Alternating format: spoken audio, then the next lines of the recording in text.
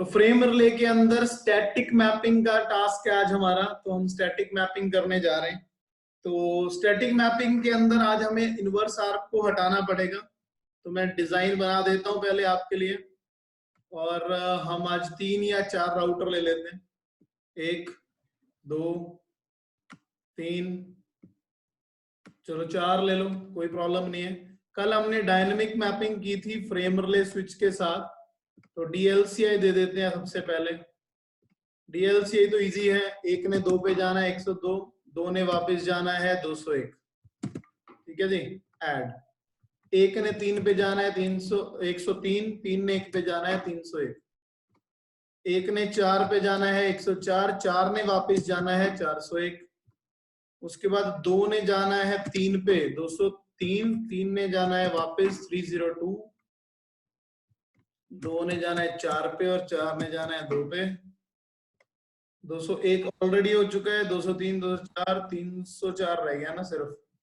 3 ने 4 पे जाना है तो 304, और 4 ने वापस जाना है तो 403। ऐड तो बाकी तो वाइस वर्सा चल ही रहे हैं यहाँ पे, ठीक है जी। 4 वाला 401 भी हो गया, 402 भी हो गया, 403 भी हो गया। इसको अप्लाई करो, ओके करो। ये सीरियल केबल तो डिजाइन के लिए आई थिंक वीडियो की जरूरत नहीं है, ठीक है, क्योंकि काफी लंबी हो जाती है वीडियो। मैं यहाँ पे पोज करके डिजाइन बना देता हूँ एक बार। तो ये हमारा डिजाइन बन चुका है, तो मैं अभी आईपी एड्रेस देने जा रहा हूँ इसे। तो आईपी एड्रेस कॉन्फ़िगर करने तो आप सभी को आते हैं, है ना। तो आईपी एड्रेस कॉन्फ़िगर करने के लिए भी मुझे वीडियो की जरूरत नहीं है, ठीक है। तो आईपी एड्रेस कॉन्फ़िगर करने के लिए हम वीडियो क्यों वेस्ट करेंगे इतना टाइम, तो पॉज कर दे। तो ये हमारा 200.0.0.1 हो गया R1 के ऊपर। तो बाकी सारे राउटर पे मेरी राउटिंग हो आईपी एड्रेसिंग हो चुकी है। दिस इज R1, ये R2 है 200.0.0.2, R3 है 200.0.0.3 एंड ये R4 है 200.0.0.4। तो आईपी एड्रेसिंग हो गई है। हमें पता है कि अगर हम एनकैप्सुलेशन फ्रेम रिले लगा देंगे इस पे, तो ये अपने आप सारी की सारी कोडिंग कर देगा, मतलब मैपिंग कर देगा। तो हमने वो मैपिंग नहीं करनी है, तो इसीलिए हमने आज एक स्पेसिफिक कमांड लगानी है इसके साथ। देखो, interface serial 1/0 encapsulation frame relay तो लगानी ही लगानी है, लेकिन साथ में कमांड लगानी है no frame relay inverse ARP.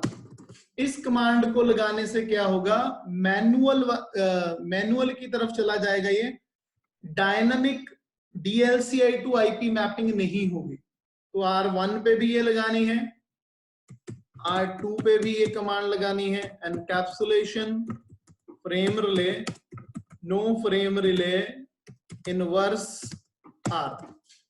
R3 पे भी ये कमांड लगानी है,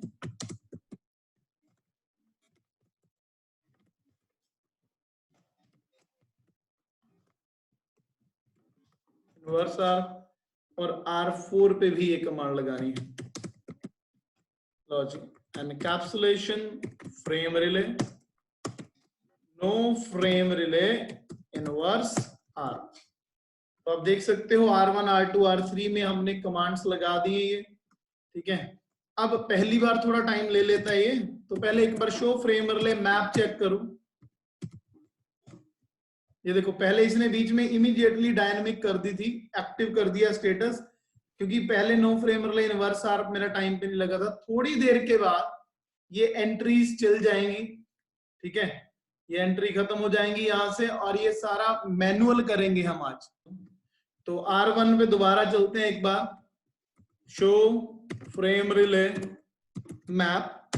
ये देखो, अगर बाय चांस खुद से फ्रेम रिले मैपिंग पहले डायनामिक हो जाए, तो आप ये कमांड लगा सकते हो, clear frame relay in arc. जबकि शो रन में अगर आप चेक करोगे, तो हमने क्या किया हुआ है, यहाँ पे आईपी एड्रेस भी दे दिया हुआ है इंटरफेस को जो सीरियल वाला है, एनकैप्सुलेशन फ्रेम रिले भी कर दिया है। ये कमांड एक्स्ट्रा लगाई है, no frame relay in ARP inverse ARP, because DLCI to IP अपने आप मैपिंग ना करें, हम अपनी मर्जी से R1 से R2, R2 से R3 और R3 से R4 ऐसे जाएं। तो उसके लिए हमें अब DLCI की गेम देखनी पड़ेगी। देखो R1 ने अगर R2 पे जाना है तो DLC आएगा 102, R1 ने R3 पे जाना है और R4 पे जाना है तो रिस्पेक्टिवली ये वाले DLCIs यूज होंगे 102, 103, 104। R2 ने 1 पे जाना है 201, 3 पे जाना है 203 और 4 पे जाना है 204, तो ये वाले DLCI यूज होंगे रिस्पेक्टिवली 301, 302, 304। मतलब 3 ने 1 पे जाना है तो 301, 2 पे जाना है 302, 4 पे जाना है 304 और इसके अपने लोकल DLCI क्या होंगे 401, 402, 403। इसको आप इस भाषा में भी समझ सकते हो कि 1 2 पे, 3 पे और 4 पे जा सकता है, 2 1 3 और 4 पे जा सकता है, 3 2 1 और 4 पे जा सकता है और 4 1 2 3 पे जा सकता है। तो इसको बोलते हैं लोकल DLCI। तो जब हमने अब R1 पे जाना है कोडिंग करने के लिए कमांड लगाएंगे पहले इंटरफेस सीरियल 1y0। तो अब हमें मैनुअल करना पड़ेगा ये सारा, तो इसके लिए हमें कमांड यूज करनी पड़ेगी। कौन सी? फ्रेम रिले, ध्यान देना इस पे, मैप IP कि R1 IP की मैपिंग करना चाहता है, क्वेश्चन मार्क, किसके IP की? 200,002। R1 200,002 के साथ मैपिंग करना चाहता है, इसके लिए मुझे लोकल DLCI देना पड़ेगा। ये देखो इन्होंने रेंज भी दी हुई है, आप यहां से लेके यहां तक DLCI ले सकते हो। तो मैंने जो DLCI लिया है वो ऐसे लिया है 102। वैसे यहां तक करके आपका कंप्लीट हो जाएगा, ठीक है। मैं एंटर करूंगा तो ये पिंग कर लेगा, ठीक है। बट आगे चल के जब हम राउटिंग करेंगे ना तो ये बाहर पिंग नहीं करेगा, इसलिए मैं आपको पहले ही एक कीवर्ड बता देता हूं, ब्रॉडकास्ट, कि आप हमेशा सभी के एंड में ब्रॉडकास्ट लगाएं क्योंकि ये फॉरवर्ड करेगा एड्रेसेस को। तो R1 ने मैपिंग की 200,002 के साथ तो DLCI आया 102। अगर RMAP frame relay map IP करेगा 200,003 के साथ तो आएगा 103 ब्रॉडकास्ट। और अगर मैप IP करेगा ये 200,004 के साथ तो ये आएगा 104 ब्रॉडकास्ट। अब जब आप चेक करोगे ना शो फ्रेम रिले मैप, तो डायनामिक की जगह जो आएगा अब आएगा स्टैटिक, कि आपने जो भी काम किया है वो मैनुअल किया है, ठीक है। बट उधर से अभी नहीं आया है, तो हम अब R1 की कोडिंग दोबारा देखनी है तो आप डू शो रन में भी देख सकते हैं। शो रन में आपको सारी कोडिंग दिख जाएगी। ये देखो, जब आप वीडियो देखोगे दोबारा तो इसको देख लेना, कॉपी पेस्ट करके अपना स्क्रीनशॉट ले लेना। R1 ने अपनी कोडिंग कर ली है, अब चलते हैं R2 की तरफ।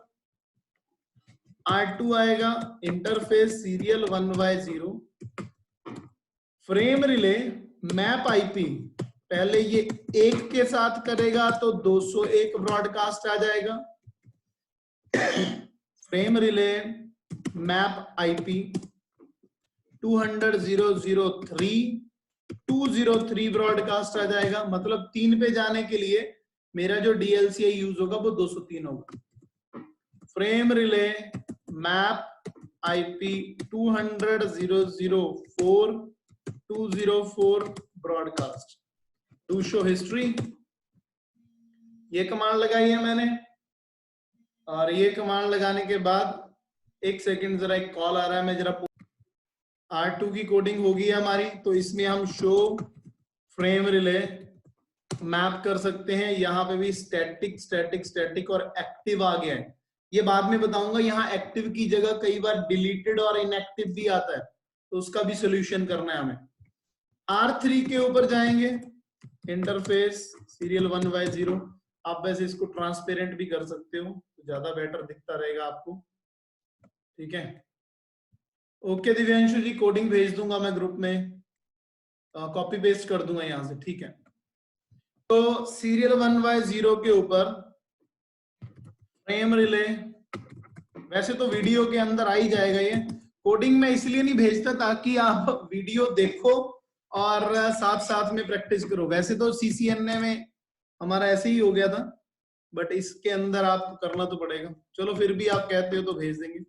तो फ्रेम रिले मैप आईपी 200.0.0.1 के साथ करना है तो 301 broadcast. Frame relay map IP 200.0.0.2 के साथ करना है तो 302 ब्रॉडकास्ट। और फ्रेम रिले मैप आईपी 200.0.0.4 के साथ करना है तो 304 ब्रॉडकास्ट टू शो हिस्ट्री। तो इसमें भी आप शो फ्रेम रिले मैप देख सकते हो, स्टैटिक के साथ आ गए। और लास्ट राउटर हमारा R4 है, तो R4 हमारा यहाँ पे भी विजिबल है। तो configuration interface serial 1/0 frame relay map IP 200.0.0.1 401 broadcast. उसके बाद frame relay map IP 200.0.0.2 402 broadcast. और frame relay map IP 200.0.0.3 403 broadcast.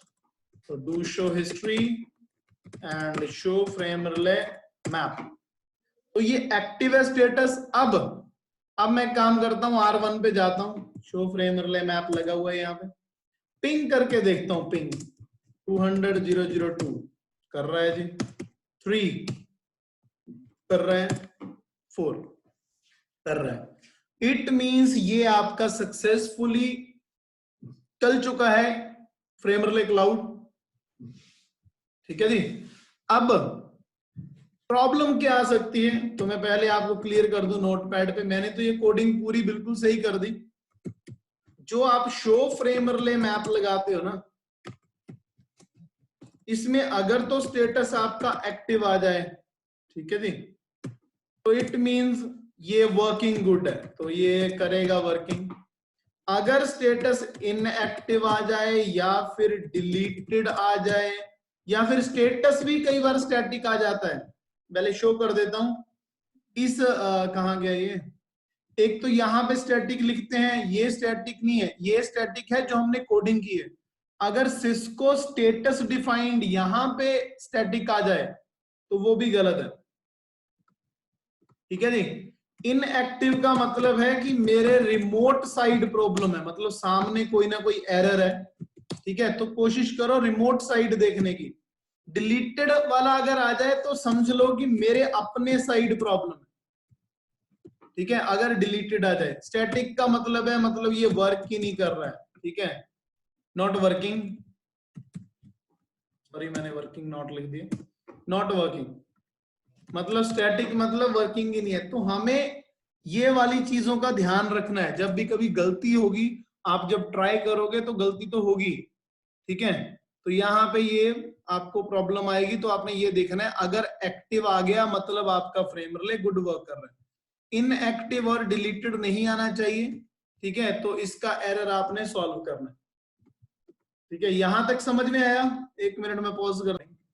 तो क्लाउड हमने चेक कर लिया है, क्लाउड हमारा बिल्कुल अच्छे से काम कर रहा है।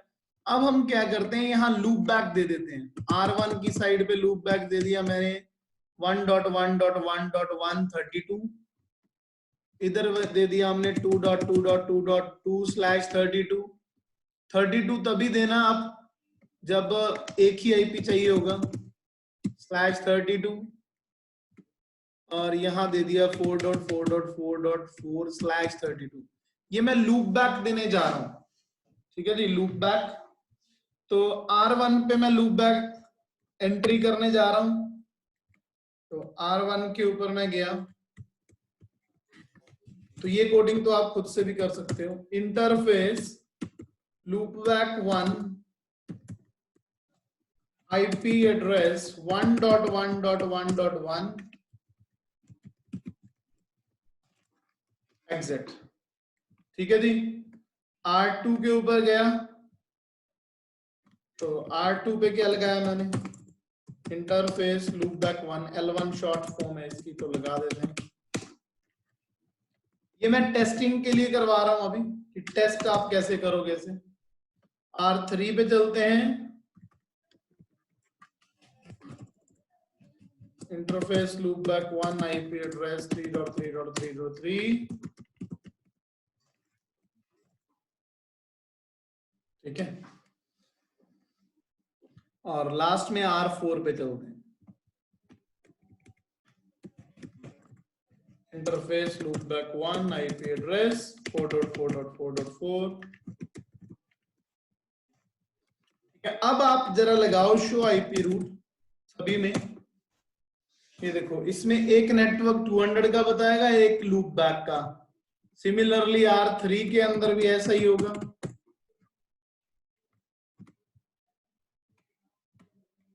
सिमिलरली R2 के अंदर भी ऐसा ही होगा,